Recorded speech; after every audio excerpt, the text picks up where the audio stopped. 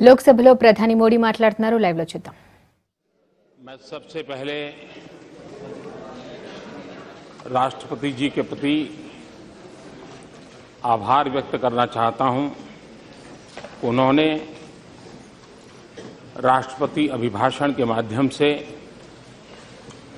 न सिर्फ सदनों को लेकिन देश और दुनिया को भारत का गौरव, भारत की गरिमा, भारत की उत्तम विकास यात्रा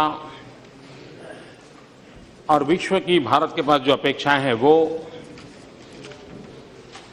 भारत के सामान्य मानवी की जो अपेक्षाएं हैं उसको पूर्ति करने के प्रयास, उसका एक विस्तार से बयान आदरणीय राष्ट्रपति जी ने हमारे सामने प्रस्तुत किया है। मैं उनके प्रति आदरपूर्वक धन्यवाद व्यक्त करता हूं और धन्यवाद करने के लिए मैं खड़ा हुआ। सदन की इस महत्वपूर्ण चर्चा में कई आदरणीय सदस्यों ने अपने अनुभव का, अपने विचारों का लाभ सदन को और देश को पहुंचाया है। आदरणीय श्री मल्लिकार्जुन जी, श्री वेंकैया नायडू जी, मीनाक्षी लेखी जी, हरसिमरत कौर जी, श्री पी नागराजन जी, श्रीमान सौगत राय, श्रीमान भर्तृहरि मेहताब जी, श्रीमान जितेंद्र रेड्डी जी, मोहम्मद सलीम जी, सुप्रिया सुले जी, मुलायम सिंह जी यादव जी, राहुल गांधी जी, अनुप्रिया पटेल जी, श्री रियो जी, श्री ओवैसी जी, कई वरिष्ठ आदरणीय महानुभावों ने अपने विचार रखे हैं। उन सभी को मैं धन्यवाद कहता हूं क्योंकि इस विचार को उन्होंने, इस चर्चा को सशक्त बनाने में, सुरेख बनाने में अपना योगदान किया है। मैं आज इस सदन में हम सभी सांसदों की तरफ से स्पीकर महोदय का भी धन्यवाद करना चाहता हूं, क्योंकि राष्ट्रपति जी के भाषण में संसद की कार्यवाही किस रूप में चलनी चाहिए, कैसा होना चाहिए, उसकी अपेक्षाएं व्यक्त की गई है। और ये अच्छी बात है कि हमने अपने बड़ों की सलाह माननी चाहिए, उनसे सलाह लेनी चाहिए। और राष्ट्रपति जी हमारे संवैधानिक व्यवस्था के सबसे बड़े पद पर हैं और उनकी सलाह हमने अवश्य माननी चाहिए। और मैं स्पीकर महोदय का विशेष रूप से इसलिए आभार व्यक्त करना चाहता हूं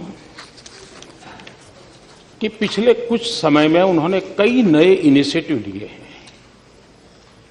उन्होंने जो श्री योजना प्रस्तुत की है, स्पीकर्स रिसर्च इनिशिएटिव, हम सभी सांसदों को अलग अलग विषयों पर रिसर्च मटेरियल मिले, हम लोगों का प्रबोधन हो। एक अच्छा प्रकल्प आपके द्वारा चल रहा है और वो संसद को क्वालिटेटिव चेंज लाने में उपयोगी होगा। मैं इसके लिए आपका आभार व्यक्त करता हूं। मैं अध्यक्ष महोदय का इस बात के लिए भी अभिनंदन करना चाहता हूं कि उन्होंने अगले 5 और 6 मार्च को पूरे देश के इलेक्टेड वीमेन मेंबर्स को असेंबली एंड लोकसभा उनका एक सर्वदलीय सम्मेलन की घोषणा की है, विवेचना की। और हमारे भूतपूर्व राष्ट्रपति जी समेत सभी महिला लीडर्स का उसमें मार्गदर्शन मिलने वाला है। विमेन एम्पावरमेंट की दिशा में, डिसीजन मेकिंग प्रोसेस में महिलाओं की भागीदारी को सुनिश्चित करने की दिशा में आपका एक अहम कदम है और मैं मानता हूं ये हिंदुस्तान के संसदीय गतिविधि के साथ एक अच्छा कदम आपने उठाया है और सभी दलों ने सहयोग किया है। सबसे बड़ी बात है कि सभी दल के विमेन सांसद मिलकर के इसको कार्य योजना बना रहे हैं। एक बहुत ही अच्छा माहौल इसका तैयार हुआ है, इसके लिए मैं आपका आभार व्यक्त करता हूं। उसी प्रकार से बीपीएसटी ट्रेनिंग प्रोग्राम जो नए हमारे सांसद चुन करके आए हैं, उनकी लगातार प्रशिक्षण, उसमें भी काफी अच्छा आपके द्वारा काम का ओरिएंटेशन प्रोग्राम चल रहे हैं। मैं इसके लिए भी आपका बहुत बहुत आभार व्यक्त करता हूं। राष्ट्रपति जी ने कहा है कि सदन बहस के लिए होता है। हम देख रहे हैं कि देश पिछले दिनों सदन में जो हुआ उससे बहुत पीड़ित भी है, चिंतित भी है। और जब सदन नहीं चलता है तो सत्ता पक्ष का नुकसान तो बहुत कम होता है, देश का नुकसान बहुत होता है। लेकिन सबसे ज्यादा नुकसान सांसदों का होता है, उसमें भी विपक्ष के सांसदों का होता है, क्योंकि उनको जनता की आवाज उठाने से रोका जाता है। और इसलिए संसद में कितने ही विरोधी विचार क्यों ना हो, कितने ही नाराजगी क्यों ना हो, लेकिन वो प्रकट होना ये आवश्यकता है। सदन एक ऐसा फोरम है जहां तर्क रखे जाते हैं, जहां तीखे जवाब दिए जाते हैं। एक ऐसा फोरम है जहां सरकार पर सवाल किए जाते हैं। एक ऐसा फोरम है जहां सरकार को अपना बचाव करना होता है, अपने पक्ष में सफाई देनी होती है। बहस के दौरान किसी को बख्शा नहीं जाता और उसकी उम्मीद भी नहीं की जानी चाहिए। लेकिन बहस के दौरान अगर सदन की गरिमा और मर्यादा बनी रहे तो हम अपनी बात और मजबूती से रख पाएंगे और साथ ही साख भी बना पाएंगे। ये उपदेश नरेंद्र मोदी का नहीं है, ये भारत के भूतपूर्व प्रधानमंत्री श्रीमान राजीव गांधी का है।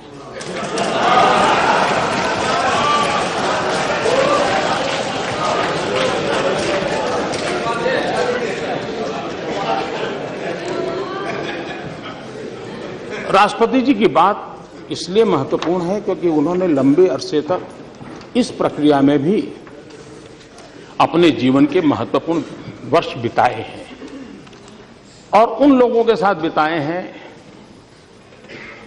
कि जिनसे ज्यादा अपेक्षा बहुत स्वाभाविक है। मैं एक और बात कहना चाहता हूं। मैं इस सदन में मौजूद सभी दलों को अहम बिल पास कराने में मदद का न्योता देता हूं। और जब मैं इस सदन कहता हूं मतलब दोनों सदन। ये बिल लोगों के लिए है। ये बिल इसलिए जरूरी है ताकि सिस्टम से दलालों को खत्म किया जा सके। ये बिल इसलिए है ताकि जमीनी स्तर पर जिम्मेदारियां बांटी जा सके। ये बिल इसलिए है ताकि प्रशासन को जवाबदेह बनाया जा सके। ये बिल इसलिए है ताकि योजनाओं में आम जनता की भूमिका बढ़ाई जा सके, सामाजिक न्याय में, विकास में उनकी भागीदारी बढ़ाई जा सके। ये बिल इस लोकतंत्र की बुनियाद को मदद करने के लिए है। ये भी नरेंद्र मोदी नहीं कह रहा, ये भी हमारे भूतपूर्व प्रधानमंत्री श्रीमान राजीव गांधी ने कहा है और हमने बड़ों की बात माननी चाहिए।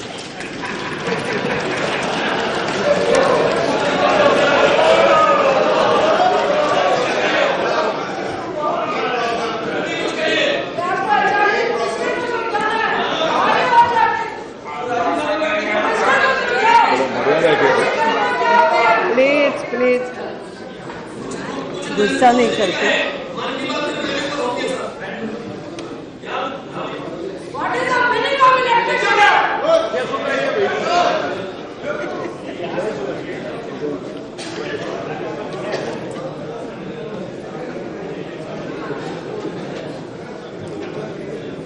सदन को रोकने के संबंध में कुछ बातों की चर्चा जरूरी लगती है।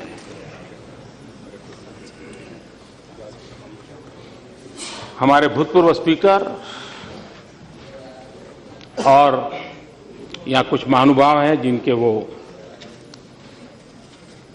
गाइड एंड फिलोसोफर रहे लंबे अरसे तक, श्रीमान सोमनाथ चटर्जी। उन्होंने कहा कि ऐसे मुद्दों पर जिनके बारे में धारणा होती है कि वे महत्वपूर्ण है, सदन की बैठकों को रोकना पूरी तरह काउंटर प्रोडक्टिव है। दुर्भाग्य से राजनीतिक दलों में यह विचार पनपा है कि संसद की कार्यवाही में व्यवधान डालने और अंततः संसद को समय से पहले स्थगित करा देने से उस विषय का या मुद्दे का महत्व साबित हो जाएगा जिस पर विभिन्न पार्टियां विरोध कर रही हैं। संसद के कार्यों को बाधित करने को अगर देश के लोगों के खिलाफ युद्ध जैसा नहीं भी माने तो कम से कम संसदीय प्रणाली में आस्था की कमी तो मानना ही चाहिए। दुर्भाग्य से लगभग सभी राजनीतिक दल और यहां तक कि जो छोटे दल हैं उनका भी ऐसा ही विश्वास और नजरिया दिखाई दे रहा है। ये चिंता श्रीमान सोमनाथ जी ने भी सभी सदस्यों के सामने प्रकट की है। मैं एक और बात को आज कहना चाहता हूं सदन चलने के संबंध में। यहां हम संसद में जो भारत की सॉवरेनिटी अथॉरिटी है, भारत की सॉवरेन अथॉरिटी है, भारत के शासन की जिम्मेदारी लेकर आए हैं। निश्चित रूप से इस सॉवरेन बॉडी का सदस्य होने से बड़ी जिम्मेदारी और बढ़िया सौभाग्य कुछ भी नहीं हो सकता, क्योंकि यह इस देश की विशाल जनसंख्या की नियति के लिए जिम्मेदार है। ये सदन हम में से सभी को अगर हमेशा नहीं तो जीवन में कभी न कभी जिम्मेदारी का यह बड़ा एहसास जरूर हुआ होगा, और जिस डेस्टिनी के लिए हमें बुलाया गया है उसे हमने महसूस जरूर किया होगा। हम इस योग्य है या नहीं वह अलग मामला है। अतः इन 5 वर्षों के दौरान हम अपने कार्यों में न केवल इतिहास के किनारे खड़े रहें बल्कि कभी कभी हम इतिहास बनाने की प्रक्रिया में भी शामिल हुए। ये बात सांसदों के संबंध में इतनी ऊंची कल्पना हमारे प्रथम प्रधानमंत्री आदरणीय पंडित जवाहरलाल नेहरू जी ने 1957 में व्यक्त की थी। तब तो हम में से कोई नहीं थे, हम में से कोई नहीं था। उस समय भी ये चिंता हम में से और हमारे दल के तो कोई नहीं थे। उस समय ये बात आपने कही थी। मैं इसलिए कह रहा हूं क्योंकि ये देश को जानना जरूरी है। इसी लोकसभा में हो हल्ले के बीच आपकी दृढ़ता के कारण, आपके उच्च मनोबल के कारण कुछ बिल पास हुए, लेकिन वे आगे नहीं पहुंच पाए। नेशनल वाटरवे बिल, हमारे यहां जल शक्ति का कितना सामर्थ्य है, कितना उपयोग है, पानी बह रहा है, उसके लिए सरकार एक योजना लेकर के काम करना चाहती है। उसको रोक करके देश का क्या भला कर रहे हैं। मैं चाहूंगा कि जब राष्ट्रपति जी ने अपने अभिभाषण में इस बात को कहा है, उसी प्रकार से whistle blower protection amendment bill, ये वो विषय है जो हम सिटीजन सेंट्रिक कह सकें, हम जागरूक नागरिकों के अधिकारों की बात कह सकें, और इसलिए उसको रोकने के पीछे मुझे कोई तर्क नजर नहीं आता है। जीएसटी भी हम कल से सुन रहे हैं, ये तो हमारा है, ये तो हमारा है, ये तो हमारा है। ये भी तो आप ही का है, जीएसटी बिल आप ही का है, और उसको रोका जा रहा है। कंज्यूमर प्रोटेक्शन बिल, ये कौन कंज्यूमर है, उससे रोका गया है। इंसॉल्वेंसी एंड बैंक्रप्सी कोड, हम सोचें कि राष्ट्रपति जी हमारे संविधान के सबसे बड़े व्यक्ति हैं, उनकी सलाह हम जरूर मानेंगे। और जब मैं संसद की बात कर रहा हूं तो मैं सभी आदरणीय सदस्यों से भी मेरे कुछ विचार रखना चाहता हूं। एक पहली बार सदन में आए हुए एक सांसद के विचार हैं, एक प्रधानमंत्री के विचार के रूप में न लिया जाए, लेकिन हो सकता है शायद ये चीजें काम आ जाएं। आपकी कथनी और करनी में अंतर बहुत है। Thank you, thanks. मुझे बहुत प्रमाण पत्र 14 साल से मिल रहे, एक और सही। मैं आपका बहुत आभारी हूं और सर झुका करके आपका आदर करता हूं। मेरा एक सुझाव है, आपने 5 और 6 के तो एक अच्छा कार्यक्रम की रचना की है। इस बार 8 मार्च को हमारा सदन चलता होगा, अंतर्राष्ट्रीय महिला दिवस है। उस समय का 8 मार्च का जो एजेंडा है वही रहे, लेकिन हम तय कर सकते हैं क्या कि 8 मार्च को सिर्फ हमारे वीमेन मेंबर ही बोलेंगे। हम हमारी संसदीय गतिविधि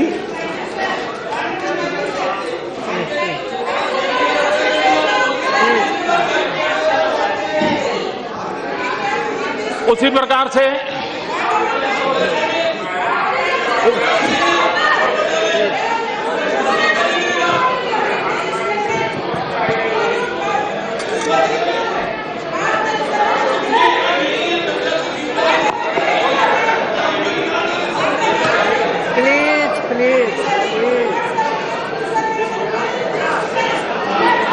उसी प्रकार से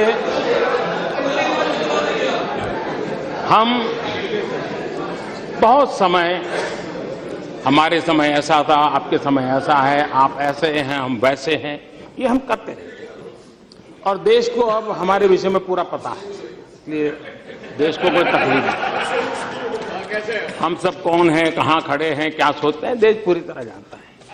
लेकिन क्या, मैं सभी वरिष्ठ महानुभाव से मार्गदर्शन चाहूंगा कि क्या हम वर्ष में 2 सत्र के समय या एक सत्र तय करें, उस पूरे सत्र के दरमियान एक वीक ऐसा हो कि जिस वीक में सिर्फ जो फर्स्ट टाइमर एमपी है उन्हीं को बोलने के लिए निमंत्रित किया जाए। एक हम इसलिए नहीं कि मैं फर्स्ट टाइमर हूं, लेकिन हमें एक ताजगी भरी हवा इस सदन में विचारों की आवश्यकता मुझे महसूस होती है। और मुझे भरोसा है, मैं जानता हूं जिस प्रकार से आपके कार्यक्रम में ये जो नए एमपी रुचि ले रहे हैं, इससे मुझे लगता है कि उनको अवसर देना चाहिए। वे देश के लिए बहुत सी चीजें नई हमारे सामने रख सकते हैं, उस पर हम कुछ कर सकते हैं। एक तीसरा मेरा प्लीज please. एक ऐसा It is not proper. तीसरा मेरा सुझाव है कि हमारे यहाँ यूनाइटेड नेशन ने अभी सस्टेनेबल डेवलपमेंट गोल सारे विश्व ने मिलकर के तय किया। हमारी सुषमा जी ने उसके लिए बहुत अच्छा शब्द दिया, टिकाऊ विकास लक्ष्य। हिंदी में उन्होंने अच्छा उसका ट्रांसलेशन किया, सस्टेनेबल। ये तय होता है, सरकारें जाती हैं, अपना व्यू रखती हैं। क्या कभी सदन के सभी लोग सैटरडे को एक दिन ज्यादा बैठें कभी, और एक सत्र के दरमियान 1 या 2 दिवस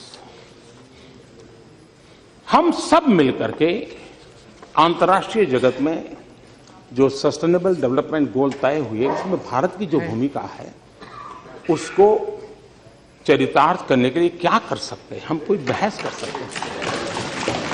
हमारे अपने एजेंडा के काम है बहुत, लेकिन कोई पल हो जिसमें कोई राजनीति हो, सिर्फ राष्ट्रनीति, सिर्फ मानवतावाद, इसको लेकर के कुछ कर सकते हैं क्या? मैं आशा करूंगा कि इस पर सोचा जाए। उसी प्रकार से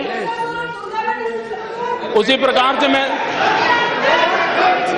3 विषयों को, मैं 3 और बातों को आज आपके सामने प्रस्तुत करना चाहता हूं। सरकार ये हो या सरकार वो हो, लेकिन ये बात ना माननी पड़ेगी, भले शिक्षा ये राज्यों का विषय हो, लेकिन हमारी प्राथमिक शिक्षा का स्तर ये बहुत ही चिंता का विषय है, पीड़ा का विषय है। अगर हमारे देश की इन बालकों की जिंदगी पर हम ध्यान नहीं देंगे तो क्या होगा? उसी प्रकार से हम एनवायरमेंट, ग्लोबल वार्मिंग, COP21 ये सब करें, जरूर करेंगे, लेकिन पानी ये हमारे सामने एक बहुत बड़ा सामाजिक जिम्मेवारी का काम है। उसी प्रकार से एक विषय जिससे हम सब लोग डरते हैं, डरने के कारण भी है, मैं उसकी गहराई में जाना नहीं चाहता, लेकिन न्याय में विलंब न्याय न देने के बराबर ये हम सब बोलते हैं। आज भी हमारे लोअर कोर्ट में इतनी पेंडेंसी है, क्या कभी सदन में बैठ के हम उसके रास्ते क्या हो, कैसे उपाय निकालें? इस प्रकार के 1-2 विषय हम तय करें और 6 महीने के पहले तय करें। हम एक्सपर्ट लोगों के पेपर्स मंगवाए, पेपर सर्कुलेट करें और बहुत ही क्वालिटेटिव बहस करके उसमें से कोई एक्शनेबल पॉइंट हम निकाल सकते हैं क्या? और वो इस सदन की मालिकी होगी, किसी सरकार की नहीं होगी। सरकार को गौरवगान करने के लिए नहीं होना चाहिए। इस सदन में यहां भी बहुत अनुभवी लोग बैठे, बहुत अनुभवी लोग बैठे, और इसलिए ऐसा एक सामूहिक चिंतन हो। और मुझे मालूम है सतपति जी ने पिछली बार एक अच्छा विषय रखा था कि क्यों न एक दिन सदस्यों का हो। मैं उसी बात को थोड़ा और स्ट्रक्चर वे में आज प्रस्तुत कर रहा हूं। मूल ये विचार मेरे मन में सतपति जी का भाषण सुना तब आया था, और इसलिए मैं चाहूंगा कि हम अगर इन चीजों को कर सकें तो शायद होगा। कभी कभी सदन को रोकने के संबंध में या हो हल्ला कर करके काम में रुकावटें करने से एक सार्वजनिक चर्चा होती है, ये होती है कि हम लोग कहेंगे देखो सरकार को काम नहीं करने देते, वो कहेंगे कि देखो सरकार हमको सुनती नहीं है। किसी को लगता है देखो हमने दिखा दी हमारी ताकत, भले हम कम हैं लेकिन हम, ये सब चल रहा है। लेकिन एक और बात है जिस पर ध्यान देने की आवश्यकता है, ये सदन क्यों नहीं चलने दिया जाता है? इसलिए नहीं कि सरकार के प्रति रोष है, एक इंफीरियरिटी कॉम्प्लेक्स के कारण नहीं चलने दिया जाता, क्योंकि विपक्ष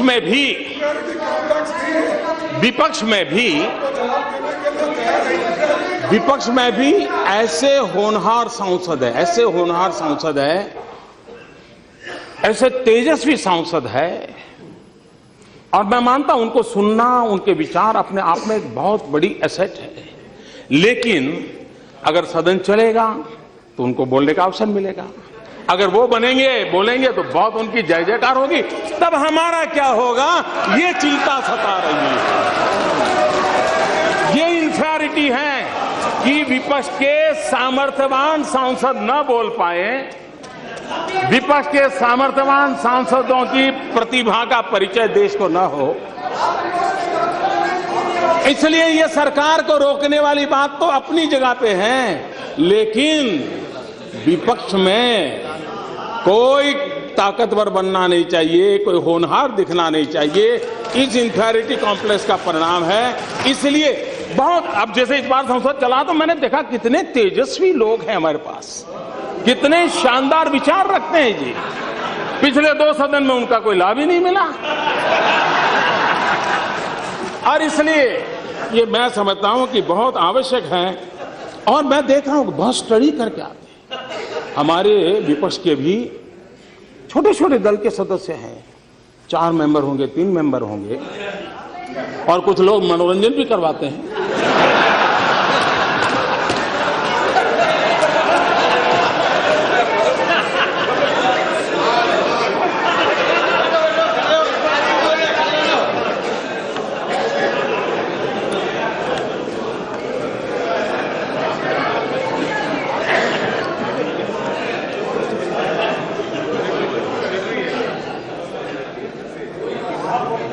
मेरे मन में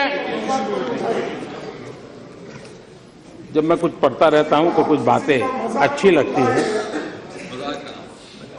हम लोग किसी की मजाक नहीं उड़ानी चाहिए। मेक इन इंडिया की मजाक उड़ा रहे हैं ना, मेक इन इंडिया की मजाक उड़ा रहे हैं।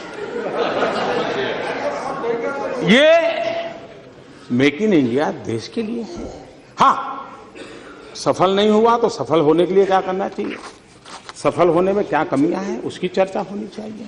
लेकिन मैं एक बात कहना चाहता हूं, और मुझे लगता है जाने ऐसा क्यों है कि हम लोग अपने देश की इमेज ऐसे बनाते हैं जैसे हम भीख का कटोरा लेकर के निकले हो, और जब हम खुद ऐसा कहते हैं तो दूसरे लोग यही बात और ज्यादा चीख करके कहते हैं और ज्यादा मजबूती से कहते हैं। ये मैं नहीं कह रहा हूं, श्रीमती इंदिरा गांधी कह रही। ये 1974 में इंद्रप्रस्थ कॉलेज में आपने, इंदिरा जी ने ये भाषण किया था। और इसलिए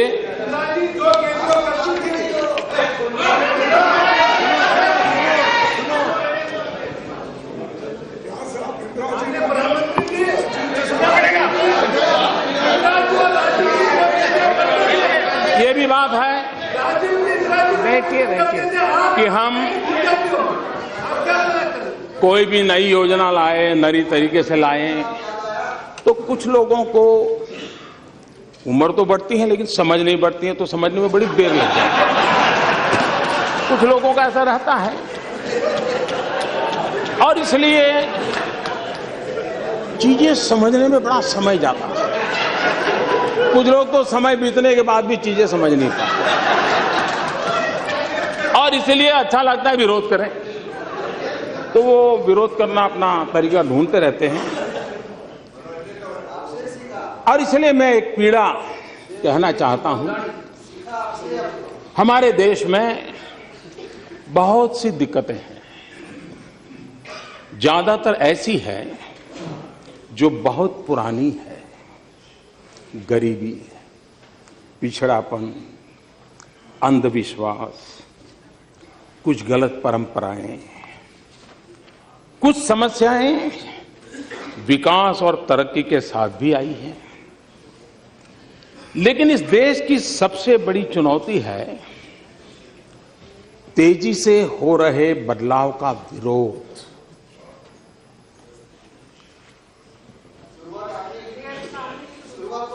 ये विरोध पढ़े लिखा तबका भी बहुत मुखर तरीके से करता है। जैसे ही कोई खास काम आगे बढ़ता है, 100 कारण बताए जाने लगते हैं कि ये काम क्यों नहीं करना चाहिए। मुझे लगता है कि एक मजबूत और ऊंची दीवार ने हम सबको चारों तरफ से घेर के रखा है। कितनी सटीक बात है। ये 1968 में इंदिरा गांधी ने कही थी।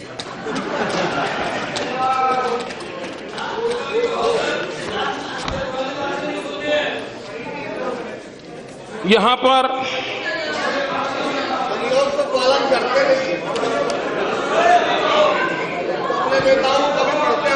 पर कोई भी बात आई तो ये कहा जाता है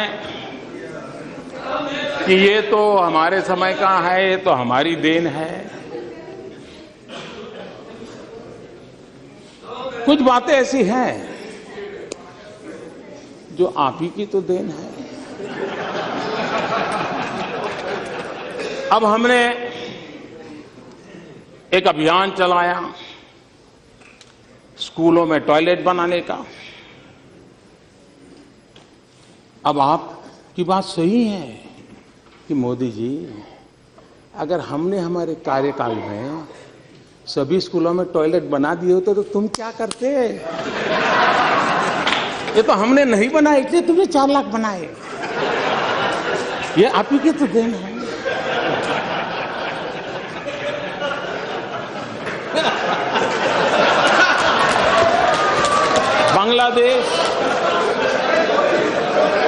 बांग्लादेश की सीमा का विवाद,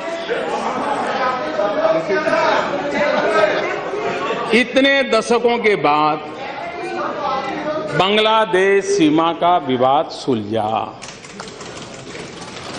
आप कह सकते हैं देखो, हमने अगर हमारे कार्यकाल में कर दिया होता तो मोदी तुम्हारा अचीवमेंट कहां होता? ये तो तुम्हारे लिए हमने छोड़ के गए थे, आप ही की तो देन है। अब आप ही की तो देन है। 18,000 गांव, 18,000 गांव आजादी के इतने सालों बाद अंधेरे में डूबे हुए हो, और अगर हम उन गांवों में बिजली पहुंचाए तो आप गर्व से कह सकते हो कि मोदी जी ये 18,000 हमने, हमारी तो देन है, तभी तो आप कर रहे हो। और इसलिए ये आप ही की देन है, इसका मैं कोई इनकार नहीं कर सकता। 60 साल के आपके ही कारोबार का ये परिणाम है, इसका कोई इनकार नहीं कर सकता है। और इसलिए कभी कभी बड़े गर्व के साथ मनरेगा की चर्चा होती है। मनरेगा की चर्चा होती है, ज्ञान देने की जरूरत नहीं है। मैं जरा कहना चाहता हूं, इसका इतिहास 50 साल पुराना है, लेकिन उसके पहले भी राजे रजवाड़ों के जमाने में भी ऐसी कुछ न कुछ बातें चलती थी। आप देखिए 1972 महाराष्ट्र की रोजगार गारंटी योजना 1972 में आई। 1980 में national rural employment programme NREP, ये 1980 में उसका रिकार्डिनेशन हुआ। 1983 में rural landless employment guarantee programme RLEGP, ग्रामीण भूमिहीन रोजगार गारंटी कार्यक्रम आया। ये सब इनकारनेशन होते गए, योजनाओं का पुनर्जन्म होता गया। उसके बाद 1989 में जवाहर रोजगार योजना JRY, ये मनरेगा का पिछले जन्म का नाम है। देखिए मैं हैरान हूं, बाद में जवाहरलाल जी का नाम निकाल दिया गया। और किसी और ने नहीं निकाला, उसी दल ने निकाला जो हमें कोसते रहते हैं। उसके बाद 1993 एम्प्लॉयमेंट एश्योरेंस स्कीम EAS, सुनिश्चित रोजगार योजना, ये आया। उसके बाद वाजपेयी जी की सरकार आई, तो उस समय इन सभी योजनाओं में से जो भी अच्छा था ले लेकर के संपूर्ण ग्रामीण रोजगार योजना SGRY ये शुरू हुआ। 2004 में फिर उसमें इनकार्नेशन हुआ। National food for work programme, काम के बदले अनाज का राष्ट्रीय कार्यक्रम आया। और उसके बाद इसने नया रूप 2006 में लिया मनरेगा। और इसलिए पहले नरेगा और फिर कुछ एक नया ज्ञान हुआ तो फिर वो मनरेगा हुआ। तो ये गरीबों की भलाई के लिए कुछ न कुछ योजनाएं लगातार चलती रही है। ये बात सही है कि आप बड़े सीना तान करके कह सकते हो कि मोदी जी, चुनाव में भाषण करना अलग चीज है, तुम कहते हो गरीबी हटाओगे, लेकिन तुम्हें मालूम नहीं हम कौन है। अरे हमने गरीबी की जड़ें इतनी जमा दी हैं, इतनी जमा दी है। मोदी तुम उखड़ जाओगे लेकिन इसे उखाड़ नहीं पाओगे। ये बात सही है कि मुझे यहां आने के बाद पता चला कि इतनी जड़ें जमाई हैं आपने, इतनी जड़ें जमाई हैं आपने। और इसलिए मैंने पिछली बार भी कहा था, इस बात का कोई इनकार नहीं करेगा कि इस देश के 7 साल के कार्यकाल में अगर हम गरीबों का भला कर पाए होते तो आज मेरे देश के गरीबों को मिट्टी उठाने के लिए गड्ढा खोदने के लिए मजबूर नहीं होना पड़ा। ये हमारा सफलता का स्मारक नहीं है, ये हम सबको स्वीकार करना होगा। और इसलिए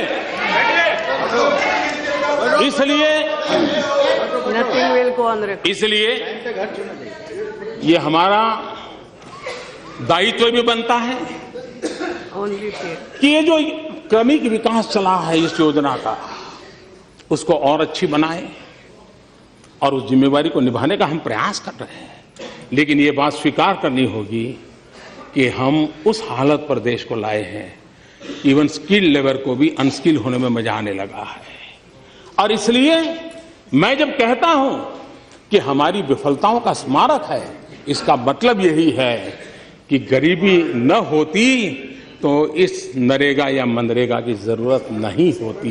लेकिन यह सच्चाई है और मैंने आकर के देखा कि ऐसी गरीबी की जड़ों को जमा दिया गया है तो उसको उखाड़ फेंकने के लिए मुझे भारी मेहनत करनी पड़ रही है। और उसके लिए हम अभी जो फिलहाल जो योजना चली है उसमें जो कमियां हैं, उन कमियों को कैसे दूर करना, उसकी दिशा में हम प्रयास कर रहे हैं।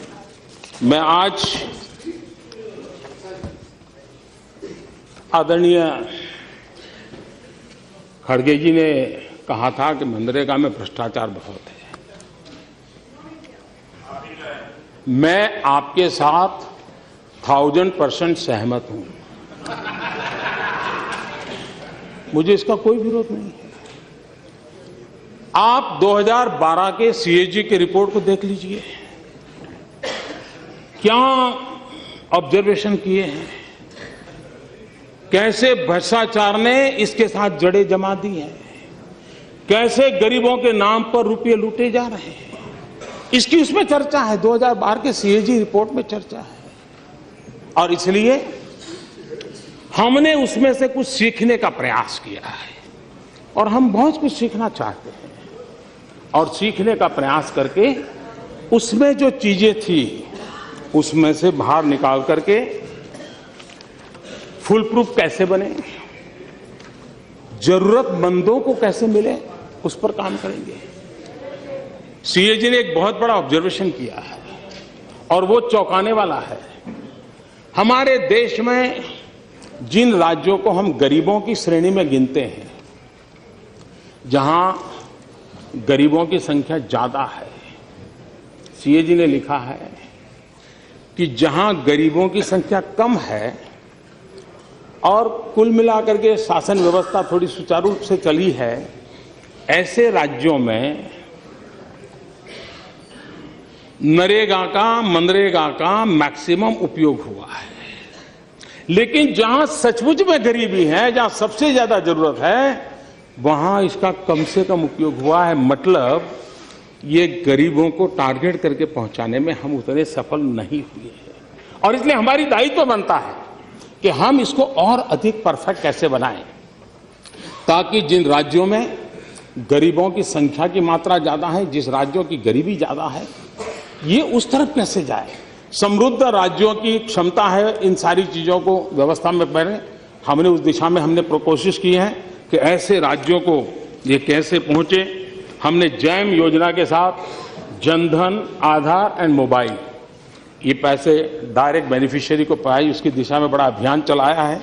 तो उसके कारण बिचौलियों की संख्या नष्ट करने में शायद हमें सफलता मिलेगी।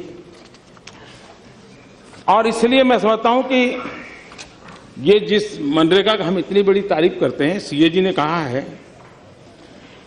कि 7 साल के बाद भी 5 राज्य ऐसे थे जिन्होंने रूल्स भी नहीं बनाए। और दुख इस बात का है कि उन 5 राज्यों में 4 वो थे जो इस मनरेगा के गीत गाते हैं, कि जिन्होंने 7 साल के बाद भी रूल्स नहीं बनाए थे। और इसलिए इवन यूनियन टेरिटरीज, उसमें भी ये कठिनाई ध्यान में आई है।